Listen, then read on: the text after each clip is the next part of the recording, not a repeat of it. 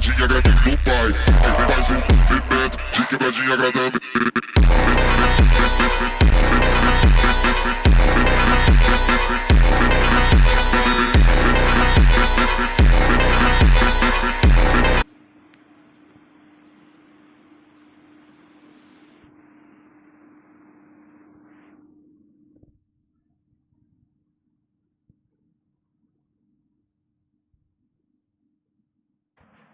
पिछले एपिसोड में आपने देखा होगा कैसे लो फनी वर्सेस पिकाचू की बैटल कंटिन्यू होती है, जहाँ पे पिकाचू लो फनी को काफ़ी सारा डैमेज कर रहा होता है, लेकिन थंडरबोल्ट लो फनी के ऊपर लग तो जाता है लेकिन उसे कुछ डैमेज नहीं पड़ता है। लेकिन ऐश बहुत ज़्यादा शॉक हो जाता है।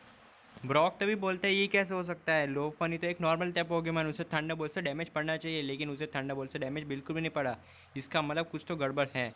जॉन भी तभी देख के काफ़ी ज़्यादा सरप्राइज हो जाता है। जॉन बोलता है कि लगता है लो फनी में कुछ ना कुछ तो बात ज़रूर है, उसके ऊपर थंडरबोल्ट का असर नहीं हुआ, इसका मतलब कुछ तो उसमें बात है।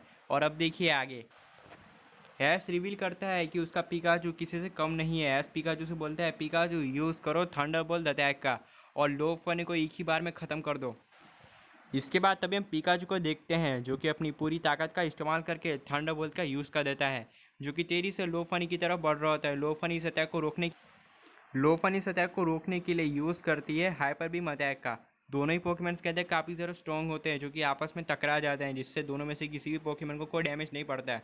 फिर इसके बाद लो फनी यूज़ करता है मिस्टीरियस बीम का, जो कि पिकाचू के ऊपर लगने वाले होते हैं, लेकिन पिकाचू इलेक्ट्रो बॉल का यूज़ करके इस अटैक को काउंटर करता है। फिर ऐश बोलता है कि मिस्टीरियस बीम, ये अटैक के बारे में मैंने तो आज तक कभी नहीं सुना। तभी ब्रॉक बोलते तुम्हें इसका नाम पता चल गया। तभी ऐश बोलते हैं हाँ मुझे इसका नाम पता चल गया।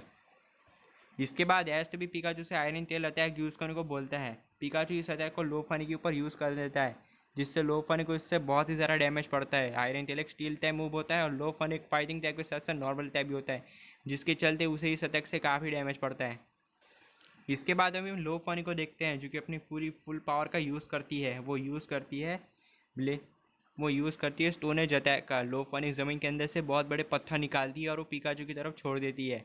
लेकिन ऐश भी पिकाचू से बोलता है दोस्त पिकाचू अभी आयरन टेल अटैक का यूज़ करके स्टोन एज को डिस्ट्रॉय कर दो।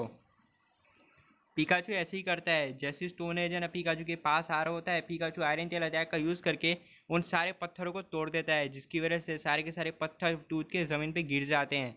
फिर मौके का फ़ायदा उठाते हुए पिकाचू यूज़ करता है क्विक अटैक का यूज़ कर रहा था लो फनी के ऊपर, लेकिन लो फनी काफ़ी स्मार्ट होती है, वो इस अटैक को किसी भी तरह डॉज कर लेती है। फिर इसके बाद लो फनी पिकाचू को पकड़ लेती है। ऐश पिकाचू से बोलता है पिकाचू लो फनी के ऊपर थंडरबोल्ट अटैक का यूज़ करो। पिकाचू ऐसे ही करता है। पिकाचू लो फनी के ऊपर थंडरबोल्ट अटैक का यूज़ कर देता है।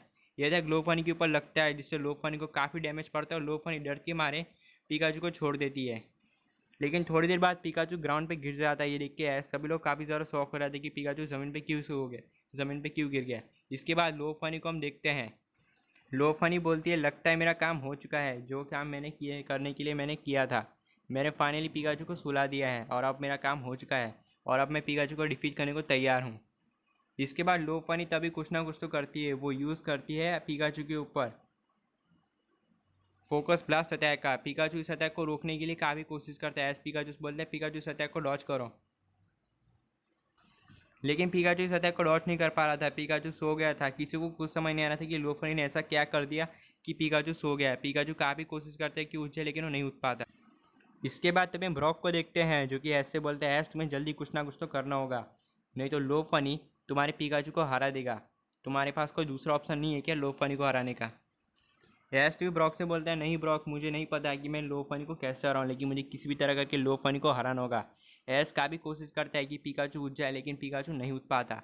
मौके का फ़ायदा उठाते हुए ऐश के दिमाग में एक आइडिया था और ऐश पिकाचू से बोलता है दोस्त पिकाचू अभी इलेक्ट्रो बॉल अटैक को यूज़ करो खुद पे। इसके बाद तभी पिकाचू को देखते हैं जो कि इलेक्ट्रो बॉल को अपने सर पे यूज़ कर लेता है। इलेक्ट्रो बॉल सीधा जाके आसमान में चली जाती है। फिर इसके बाद इलेक्ट्रो बॉल सीधा जाके नीचे आती है और वो पिकाचू के सर पे लगती है, जिसकी वजह से पिकाचू की नींद उड़ जाती है। फिर इसकी वजह से पिकाचू उठ जाता है। मौके का फ़ायदा उठाते हुए ऐश पिकाचू को क्विक अटैक फिर से यूज़ करने को बोलता है। यह अटैक इस बार लो फनी के ऊपर लगता है, जिससे लो फनी को डैमेज पड़ता है। फिर इसके बाद ऐश पिकाचू से बोलता है चलो पिकाचू इस बैटल को यहाँ पे एंड करते हैं, यूज़ करो थंडरबोल्ट अटैक का। पिकाचू ऐसे ही करता है। पिकाचू एक बहुत ही powered of move thunderbolt attack का यूज़ कर रहता है लो फनी के ऊपर, जो सीधा जाके लो फनी के ऊपर लगती है, जिससे लो फनी को डैमेज पड़ता है। इसके बाद लो फनी काफ़ी ज़्यादा गुस्से में आ चुकी थी। लो फनी इस बार अपनी पूरी फुल पावर का यूज़ करती है। अचानक लो फनी की बॉडी पूरी तरीके से ग्लो करने लगती है। किसी को कुछ समझ नहीं आता कि क्या हो रहा होता है। लो फनी की पूरी बॉडी ऑरेंज कलर की तरह ग्लो करने लगती है। फिर अचानक लो फनी है ना तेज़ी से अपनी पूरी पावर का यूज़ करती है। लो फनी अचानक पिकाचू के पीछे पहुंच जाती है और वो पिकाचू के ऊपर यूज़ कर लेती है लो की अटैक का, जो कि इतना पावरफुल होता है कि पिकाचू के ऊपर लगता है, जिसकी वजह से पिकाचू नीचे गिर जाता है और इसे इस अटैक से काफ़ी सारा डैमेज पड़ता है। फिर हम दूसरी तरफ जॉन को देखते हैं। जॉन तभी बोलता है, लगता है ऐस लो फनी काफ़ी स्ट्रॉन्ग पोकेमॉन लगती है। वो इतनी आसानी से हार मानने वाली बिल्कुल भी नहीं है। वो तुम्हारे पार्टनर पिकाचू को हराने के लिए कुछ भी करने वाली है। उसे तुम्हें अंडर एस्टिमेट मत करना, वो काफ़ी स्ट्रॉन्ग पोकेमॉन है। ब्रॉक तभी बोलता है कि यस, जॉन की बात बिल्कुल सही है। लो फनी काफ़ी स्ट्रॉन्ग पोकेमॉन है और मुझे इतना पता है कि वो हारने वाली बिल्कुल भी नहीं है। वो किसी भी तरह करके तुम्हारे पिकाचू को हराने की कोशिश ज़रूर करेगी और यही तो उसका मकसद है। ब्रॉक तभी ऐस से बोलता है कि ऐस, लेकिन तुम्हें कुछ भी करके लो फनी का मकसद पूरा नहीं होने देना है। तुम्हें किसी भी तरह करके लो फनी को हराना है। ब्रॉक की ऐसी बातें सुनने के बाद ऐस समझ जाता है कि ना लो फनी को अब हराना पड़ेगा, क्योंकि अब तो बात इज्जत पे आ चुकी है। ऐस बोलता है कि पिकाचू बस बहुत हो गया, चलो इस बैरल को एक ही बार में ख़त्म करते हैं।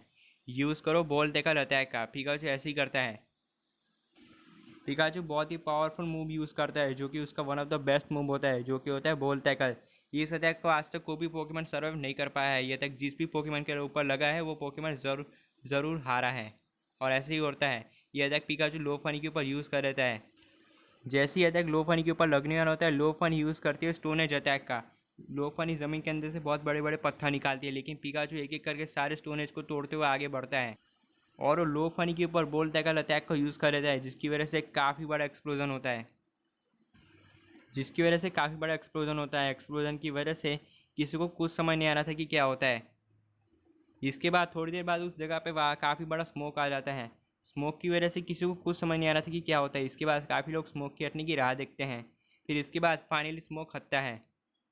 इसके बाद तभी हम जॉन को देखते हैं, जो ब्रॉक से बोलता है, ब्रॉक तुम्हें क्या लगता है कि लो फनी बचा होगा? तो ये ब्रॉक बोलते हैं, मुझे नहीं लगता। जैसे ही स्मोक साफ होता है, हम क्या देखते हैं कि लो फनी ग्राउंड पे गिरा, वो ज़मीन पे पड़ा होता है। किसी को कुछ समझ नहीं आता कि क्या होता है। फिर इसके बाद हम दूसरी तरफ पिकाचू को देखते हैं। जो कि सही सलामत अपनी जगह पे खड़ा होता है। पिकाचू ने फिर भी काफ़ी सारा डैमेज ले लिया था। वो लो फनी से लड़के काफ़ी सारा वीक हो चुका था। लेकिन तभी हम दूसरी तरफ ऐश को देखते हैं। ऐश भी बोलता है, वाह पिकाचू, तुमने कर दिखाया, तुमने लो फनी को डिफीट कर दिया, वेरी गुड। अब मेरे पास एक काफ़ी स्ट्रॉन्ग पोकेमॉन आने वाला है। ऐश तुरंत ही अपनी पोकेबॉल निकालता और कहता है कि चलो टाइम आ चुका है लो फनी को कैच करने का। ऐश तभी पोकेबॉल को लो फनी के ऊपर थ्रो कर देता है। ऐश बोलता है कि जाओ लो पोकेबॉल, अपना कमाल दिखाओ, जाओ लो फनी को कैच कर लो। फिर ऐसा ही होता है। पोकेबॉल सीधा जाके लो फनी के ऊपर लगती है, जिससे लो फनी कैच हो जाता है। फिर लो फनी पोकेबॉल के अंदर आ जाती है। फिर ऐश तभी पोकेबॉल लेने के लिए पास जाता है। और ऐश ज़मीन से पोकेबॉल उठा लेता है और कहता है कि यस, फाइनली मैंने कर दिखाया, मैंने लो फनी को कैच कर लिया और मेरे पास एक काफ़ी स्ट्रॉन्ग पोकेमॉन आ चुका है। फिर हम दूसरी तरफ जॉन को देखते हैं। जॉन तभी ऐसे बोलता है, कॉन्ग्रेचुलेसन, तुमने कर दिखाया, तुमने है ना लो फनी को कैच कर लिया, तुम्हारे पास एक काफ़ी स्ट्रॉन्ग पोकेमॉन आ चुका है, कॉन्ग्रेचुलेसन। फ्रॉग बोलते हैं, तुम्हें भी कॉन्ग्रेचुलेसन, कर दिखाया तुमने, यस तुमने कर दिखाया, तुमने है ना लो फनी को कैच कर लिया, तुमने साबित कर दिखाया कि तुम किसी से कम नहीं हो। ऐश तभी उन दोनों को थैंक्स कहता है। ऐश कहता है, थैंक यू मेरी तारीफ करने के लिए, अब चलो आगे बढ़ते हैं। तभी ऐश पोकेबॉल लेके आगे बढ़ता है और जॉन और ब्रॉक तीनों मिलके आगे चले जाते हैं।